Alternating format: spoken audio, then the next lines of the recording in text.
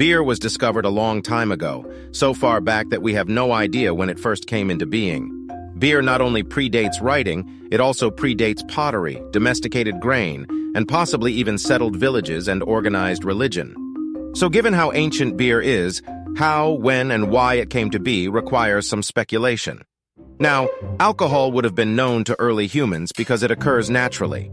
Fruit left out too long can naturally ferment and create alcohol.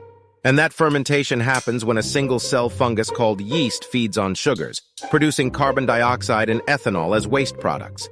So forget dogs or cats. Yeast is actually man's best friend.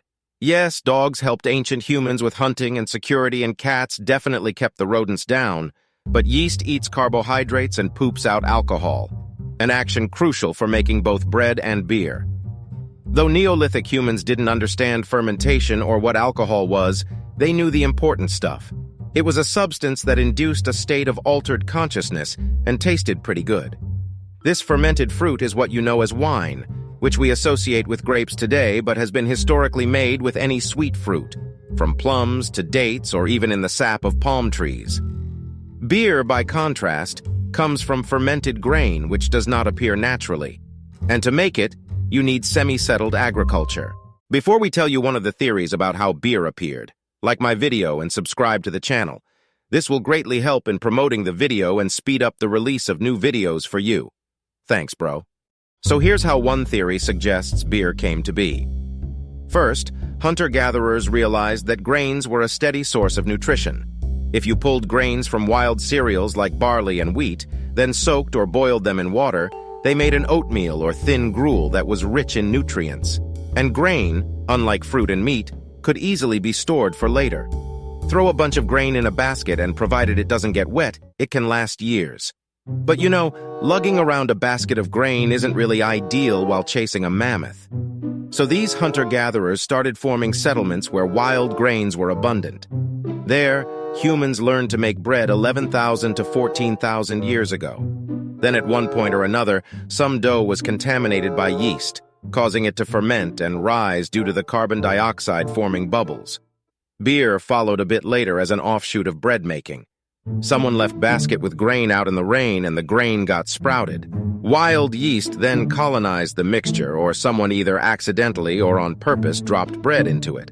Then afterward, someone decided to drink the resulting fermentation and found that it made them pleasantly intoxicated. So people did not invent beer, but discovered. Soon, people were making beer on purpose. It appeared on the tabulation accounts of ancient Sumer, and a recently discovered brewery site in China is 5,000 years old. Beer was so important that the Sumerian people had goddess of beer. Can you imagine?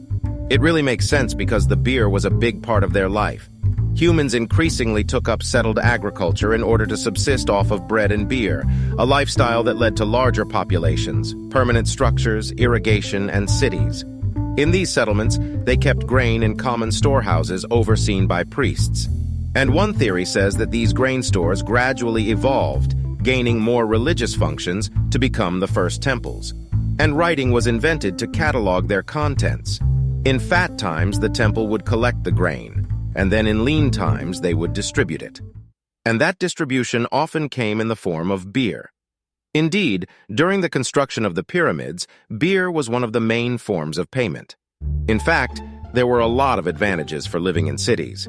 Eat bread, divide labor, ride out bad harvests, and drink beer. Even in the Epic of Gilgamesh, the wild man Enkidu is civilized and turned human by the consumption of bread and beer. Beer had become the symbol of complex society and necessary for living in cities. See, the problem with cities back then is that human waste quickly poisoned nearby water sources, making them unsafe to drink. But the alcohol in beer was sufficient to kill any microbes that affected humans. So beer was not just a pleasure drink, but a necessary technology for urban living. It was also a source of food, since beer back then was thicker than we think of now, more like a gruel. Calorie-dense and filling, it was one of the first things the temple gave out for famine relief. In fact, it was so thick that there were things floating in it and people drank it through reed straws to filter out the bigger bits.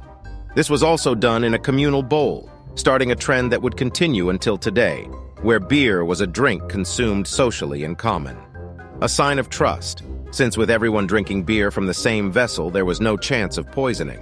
And along with other drinks from common containers like coffee, tea, or wine, beer became synonymous with hospitality. Also, ancient people did experiments with the various ingredients and produced different types of beer. From ancient Egypt, we see records discussing different types and styles of beer with different alcohol strengths. Plus, there were flavor additives like honey, spices, and fruit. Because fermentation process was a mystery then, there was an understanding that some magical pots can make the beer good, simply produced better brew even without dropping bread in. This was because yeast had permanently colonized cracks and imperfections in the pots. But to the ancient people, beer's transformation appeared magical, especially since it created an altered state when consumed. So it's no wonder that it was used in religious rituals and associated with a range of goddesses. Beer was the #1 drink in the ancient world, until the Romans conquered this world. The Romans were a wine culture, a drink they considered synonymous with their civilization. To be an ancient Roman meant to drink wine, and they exported it everywhere in their expanding empire. All other alcohols they labeled as foreign, despite the wine was imported to Rome from Greece, and they learned how to grow grapes from their enemies, Carthaginians. But as the Roman Empire pushed north into Europe, it increasingly contacted other drinking traditions, ones based around what can broadly be called beer. The people of Central and Northern Europe had barrel-making cultures, and they made a wide variety of drinks. These included ale mixed with honey, types of local wine, and mead, which is made from fermented honey rather than grain. But most importantly, that to the Romans all types of ale were absolutely gross. Beer was generally made from barley, a grain they mostly fed to horses. Literally, animal feed. In Rome, barley is what you ate during famine, and they even punished military units by making them live on barley. So when they saw people creating a barley mash, letting it rot in a wooden barrel and then drinking it, that was a double yuck. But actually, this rotting was the same process of fermentation that produced their precious wine. Some tribes, like the Gauls, who inhabited what is now France, took to Roman wine and even began cultivating it themselves, while others were more resistant. In his Gallic War, Caesar wrote that the toughest and wildest tribes were the Germans, and in particular, the Belgians, who both refused Rome's drink. These tribes believed that wine made their men soft and effeminate, and Caesar agreed, believing that wine drinking had weakened the Gauls and assisted Rome's civilized conquest. At the same time, the rulers of the tribes who came under the Roman banner started drinking wine, making it associated with higher status. And do you detect a stereotype forming here? Wine, the drink of the civilized and powerful, of educated city dwellers. One that tames wild men, but makes them effeminate and weak. And beer, a common man's brew that makes drinkers strong and wild, courageous and quarrel-prone, that imparts the raw toughness civilization lacks. And like it or not, those ideas are still with us today. It should be noted, however, that Roman troops did gradually start drinking beer, especially in the far-flung posts like Britain when wine wasn't available. And that's kind of how things stood, with wine as the dominant drink until the Western Roman Empire fell and the transport networks for wine crumbled. So what are people drinking after Rome's collapse, you ask? Well, in places like Normandy and Bordeaux that produced wine grapes, still wine. But outside those areas, mead was now the most important beverage of the elite, particularly in Germany, Scandinavia, and Britain. There, mead halls were an important part of culture, a communal spot for socializing, swearing oaths, and conducting business.